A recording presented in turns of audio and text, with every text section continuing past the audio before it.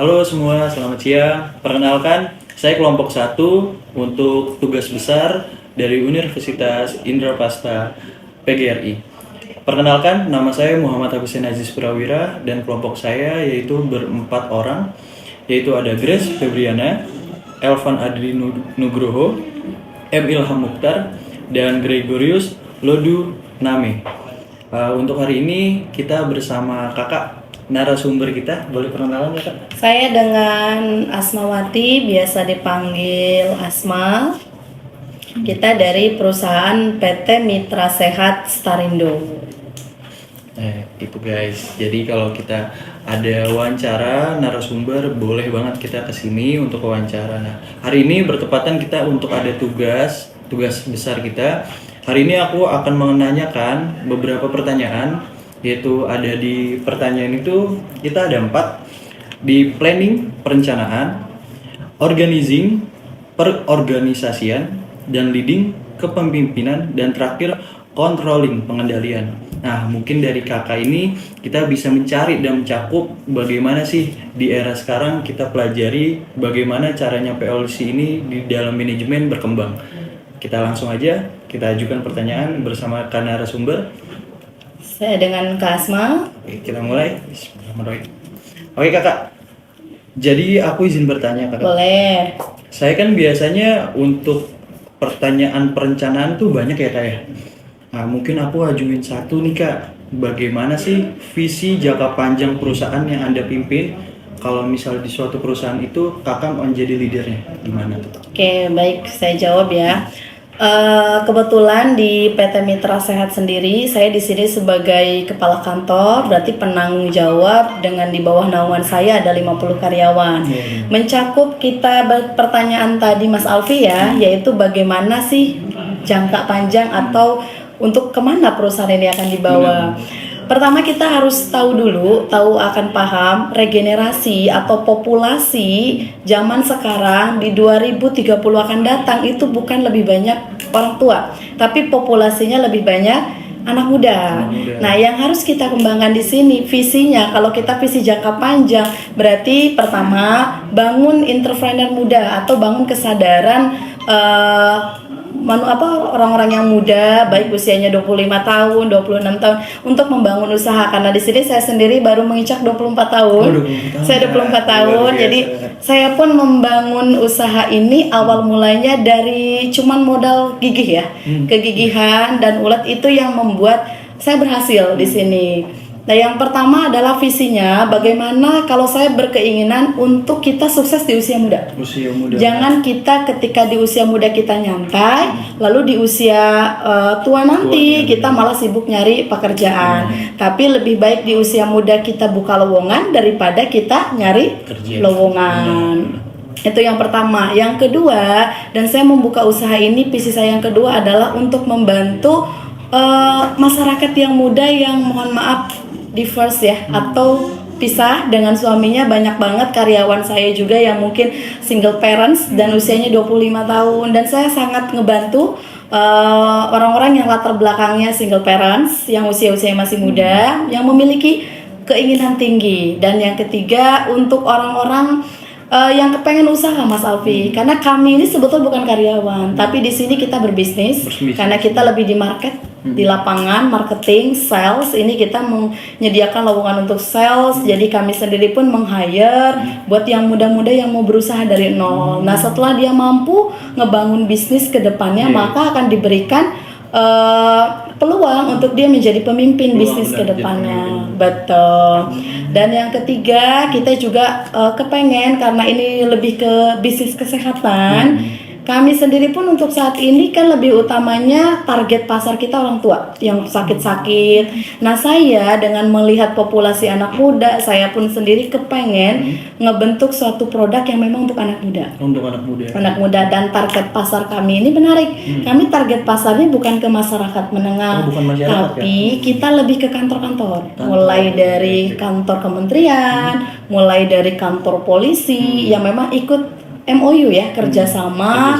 Mereka melakukan MOU lalu di situ dilakukan pemeriksaan, sosialisasi kesehatan. Dan sebetulnya itu adalah bekal untuk mereka bagaimanakah mereka merunning sebuah bisnis. Ditambah lagi di sini kan kita tidak bekerja sendiri tapi kami teamwork. Nah, jadi dari teamwork itu untuk satu leader yang mampu melatih tidak dibatasi tim. Bisa timnya 20 orang, bisa 10 orang, bahkan mulai dari satu dulu. Satu orang dia mengarahkan timnya. Kalau timnya sudah besar, nah itulah yang dilihat bagaimana menjadi leadership yang baik, bisa mengarahkan tim-tim di bawahnya. Dan kami sendiri berkeinginan mencetak anak-anak muda yang punya kepemimpinan yang baik, karakter yang baik, dan kedepannya supaya jadi entrepreneur muda. Entrepreneur gitu. muda tuh, Betul. guys. Jangan lupa kalau untuk berbisnis dan peluang tuh banyak banget. Apalagi jiwa pemimpinan tuh udah bagus. Kita tinggal relasiin aja. Baik Kak, untuk ke perencanaan mungkin detail banget ya kayak tadi Betul. sampai kepemimpinan. Kalau mungkin berarti dalam kepemimpinan itu Kakak membuat organisasi nggak sih? Pasti. Wah, bagaimana sih Kak kalau Anda memastikan komunikasi yang efektif antara tim dan departemen?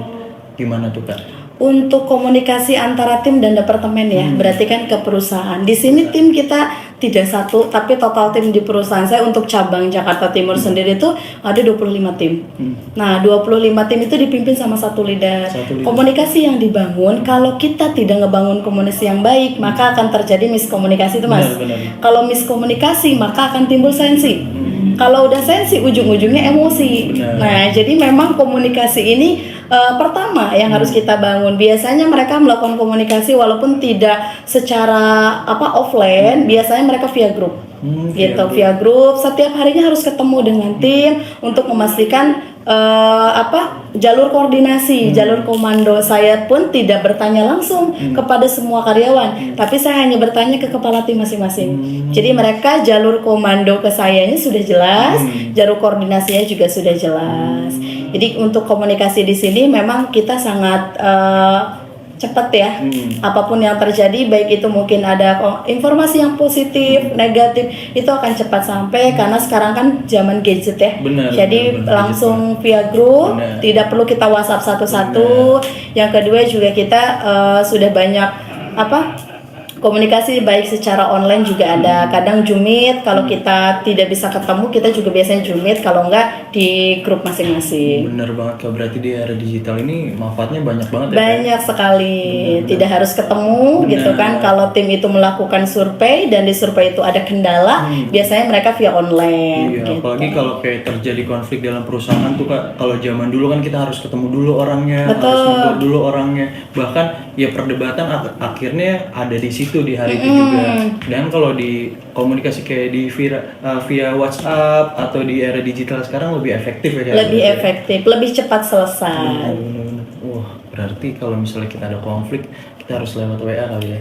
Pertama kita komunikasi dulu. Kalau di WA kan artinya semua respon ya, semua respon. Ada memang lemahnya Mas, tidak hanya keunggulan. Kadang ada yang tidak berani via grup, mungkin kita bisa via telepon. Kalau jauh ya jaraknya, kalau dekat lebih baik face to face. Kalau memang lokasinya mereka di satu tempat. Tapi kalau jaraknya satu di Surabaya, satunya di Jakarta kan jauh. Jadi problem itu bisa diselesaikan via digital sekarang ya, kayak gitu. Tatap muka ya berarti. Tidak harus, tapi kalau memang dekat lebih baik face to face. Ini kan yang kita sampaikan untuk komunikasi era digital ya, itu sangat bermanfaat sekali, kecuali terutama untuk saya dan teman-teman di sini yang selalu mengutamakan handphone karena kita banyak banget customer. Jadi kami sendiri pun follow up atau memaintain harus menggunakan telepon gitu. Developmentnya berarti bagus banget di sini, kayak komunikasi jalan terus ya. Jalan insya Allah. Luar biasa Kak. Berarti Kakak sebagai pemimpin nih cerminannya udah banyak banget nih kayak pengalamannya ya.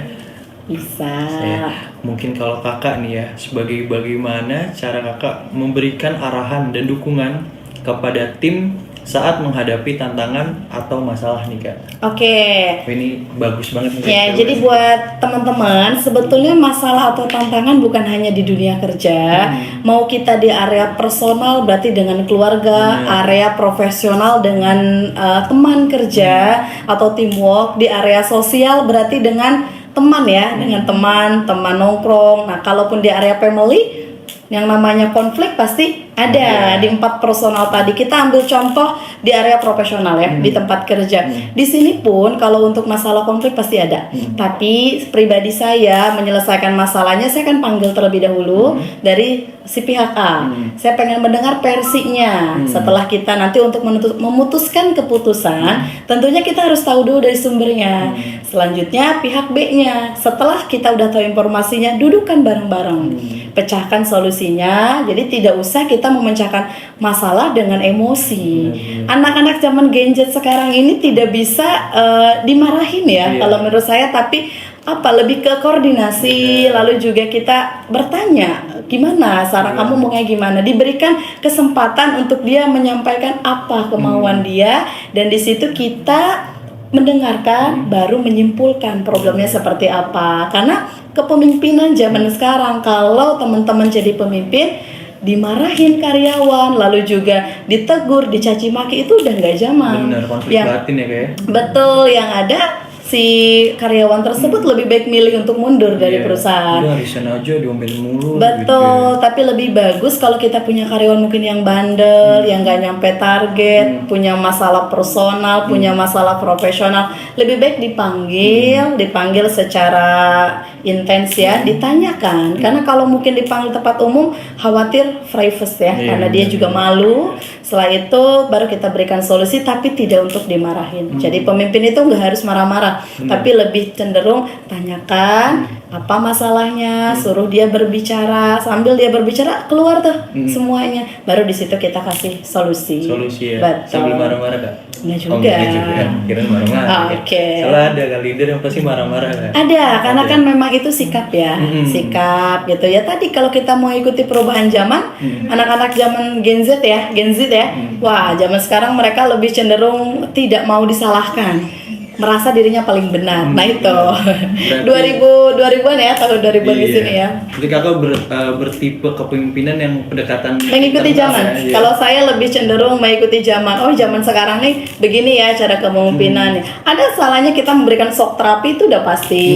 Tapi dilihat dulu siapa yang mau kita berikan shock terapi. Kalau yang kita berikan shock terapi anak usia 18 tahun, nggak akan didengar.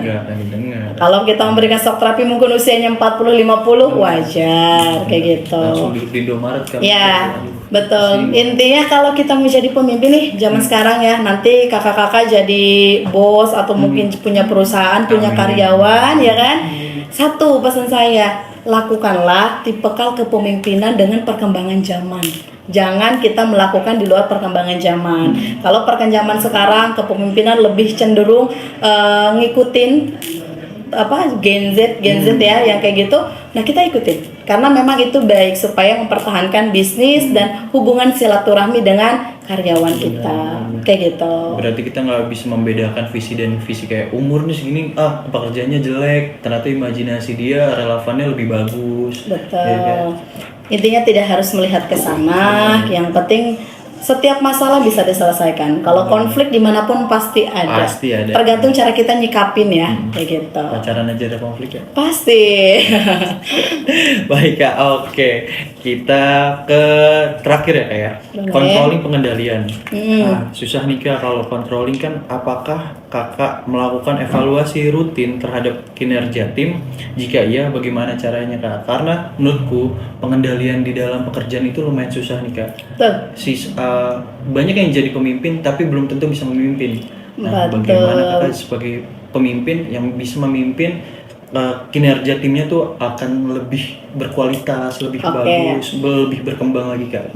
Jadi kalau kita bergerak jadi ke manajer sales atau mungkin jadi manajernya di bidang marketing, satu yang jadi problem, kepemimpinan atau pemimpin itu biasanya emosinya naik turun ketika target nggak capai. Itu mau itu penjualan bakso, mau penjualan apapun, pasti ketika kita di pressure dari direktur, penjualan kenapa nggak capai target, nah kita sendiri pasti bawaannya emosi ke marketing, ke orang lapangan. Nah tapi yang saya lakukan di kantor saya sendiri, pertama evaluasi saya tidak lakukan tiap minggu, saya tidak lakukan tiap bulan, saya tidak lakukan tiap tahun, tapi saya lakukan setiap hari. Itu karena kita harus tahu, kita nggak bisa ngejudge mereka kenapa target kamu tidak sampai. Nah, kenapa penjualan kamu bulan ini semakin turun? Dan kenapa kamu sering telat? Contohnya kayak gitu kan? Sering. Nah, pertama yang harus kita tanyakan, orang itu nggak nyampe target bisa aja. Satu, mungkin dia skillnya menurun, atau dia ada masalah di pekerjaannya, mungkin dia kesulitan di lapangan, atau mungkin dianya bingung gitu kan. Itu kan kita harus tahu dulu. Pertama itu. Lalu yang kedua, setelah kita tahu orangnya, kita sandingkan dengan orang yang lagi on fire, lagi bagus. Itu kalau versi saya. Misalkan, motivasi lah ya. betul, Mas Alfi, setiap orang itu punya kemampuan. Jangan pernah ngelihat mereka kekurangan mereka. Kalau mereka misalkan, karena saya marketing ya, di sini kan target kita setiap minggu. Kalau satu karyawan ini kok makin kesini tiap minggu kok turun. Pertama kita lakukan pendekatan dan berikan motivasi, terutama kasih contoh seperti ini, kamu itu hargai dia, usaha dia hargai. Kamu udah luar biasa, kamu udah bekerja dalam 1 bulan di perusahaan saya udah baik, sudah bagus. Angkat dulu egonya, berikan dia kepercayaan supaya dia optimis. Pertama itu ya, jangan pesimis. Misalkan Mas Ilham ini udah bagus bekerjanya di perusahaan saya, jangan fokus ke topik dia karena dia penjualan yang nggak bagus. Karena kenapa? Dulu sebelum Mas Ilham, contoh ya Mas Ilman, bulan awal Januari misalkan penjualannya bagus terus, begitu masuk Februari, Maret, April turun. Nah, kita berikan motivasi ke dia supaya dia optimis. Oh, berarti supaya dia sadar dulu saya pernah bagus ya. Iya, benar. Nah, itu seorang pemimpin. Diri ya, ya, seorang pemimpin itu berikanlah optimis ya ke dia. Setelah itu, setelah dia dihargai, dedikasinya dihargai, baru setelah itu berikan arahan apa yang membuat kamu turun penjualan. Nah, strategi dari kita, kalau skill dia kurang ya kita tambah skillnya. Nah, mungkin satunya bisa memperketat pembelajaran knowledge workernya. Yang kedua, caranya bisa mungkin disandingkan dengan teamwork yang lagi on fire supaya dia naik momentumnya. Yang ketiga, kalau dia mungkin turun motivasi karena ada problem, bantu selesaikan problemnya. Yang ketiga, berikan reward. Jadi kalau kamu misalkan bisa penjualan sekian target, saya kasih ini buat kamu, itu yang membuat dia motivasi. Contohnya umroh gitu Kak? Enggak? Boleh umroh, mungkin bisa juga hal-hal kecil yang bikin dia semangat. Kayak dia tuh kan suka stiker Nike contoh, atau Jordan, kasih lah sesuai dengan mau dia. Yang penting tujuan kita supaya dia PD-nya naik ya. Setelah dia PD naik, dia melakukan sesuatu juga hype ya, gitu. Iya, kalau udah PD biasanya kerja paling efektif, paling wah. Iya. Banget nih. Kebanyakan pemimpin kan kalau dia nggak nyampe target dimarahin, diomelin itu kan. Iya, di-blank. Akhirnya kan dia frustasi. Ujung-ujungnya apa? Udahlah, gue resign aja. Nah, gitu kan. Zaman sekarang gitu banget sih kayak. Jangankan di pekerjaan, di mahasiswa kayak teman-teman juga sama. Ketika tugasnya kecil terus nggak nyampe nilainya nggak bagus, dimarahin, disuruh belajar segala macam, ujung-ujungnya kan malas. Udahlah, nggak usah kampus aja sekalian. Pada tadinya rajin, berikan dulu kesadaran, angkat dulu ego dia, setelah itu baru berikan reward ya. Yang tadi saya sampaikan ada 4 hal ya.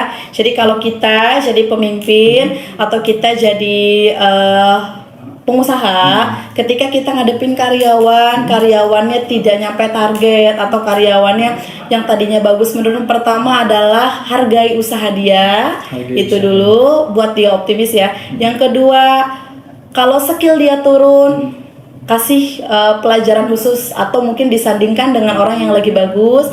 Yang ketiga, kalau dia ada masalah, bantu selesaikan masalah. Yang terakhir, kasih bonus. Itu versi saya. Betul, reward ya. Kebanyakan kakak menghandle masalah konflik internal ya kayak.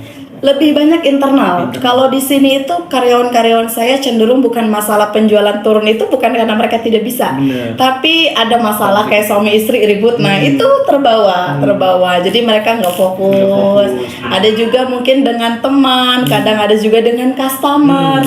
Yang kita buka adalah pola pikirnya, supaya bagaimana kita bisa menghandle atau cara nyikapin, kayak gitu Mas. Berarti tidak semua hal yang membuat kita frustasi itu bukan diri kita sendiri. Bukan. Jadi jadikan hasil itu indikator. Kalau prosesnya udah benar, hasil itu kan domainnya Tuhan, Mas. Kita pengen usaha, hasil kita atau kita pengen ulangan, nilainya pengen besar, misalkan 4,2 gitu kan. Nah, itu kan hasil, domainnya Tuhan, bukan kita. Jadikan itu indikator, tugas kita, prosesnya kita benerin. Begitu juga menghadapi karyawan yang nggak nyampe target gitu kan. berikan dulu, prosesnya kita benerin, baru kalau dia udah fokus, hasil akan naik dengan sendirinya. Benar, Kak. Kebanyakan pemimpin market sales itu lebih fokus bagaimana tuh anak penjualannya nyampe. Salah kalau menurut saya.